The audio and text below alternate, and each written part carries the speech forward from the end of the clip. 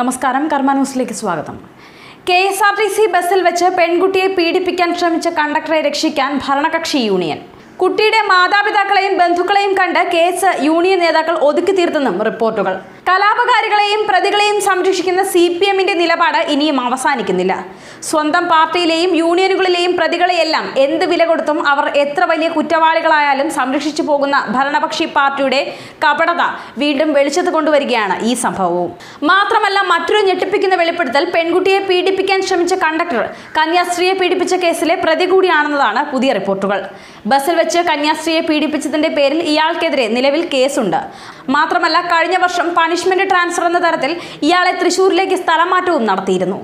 നേരത്തെ ക്രിമിനൽ പശ്ചാത്തലമുള്ള ഒരു വ്യക്തിയായിരുന്നിട്ടും നിയമത്തിന് മുന്നിൽ കൊണ്ടുവന്ന് ശിക്ഷ വാങ്ങിക്കൊടുക്കുന്നതിന് പകരം ഭരണപക്ഷ പാർട്ടിയും യൂണിയനുകളും കുറ്റവാളിയെ സംരക്ഷിക്കുന്നതിന് പിന്നിലെ ചേതോ വികാരമാണ് മനസ്സിലാകാത്തത്.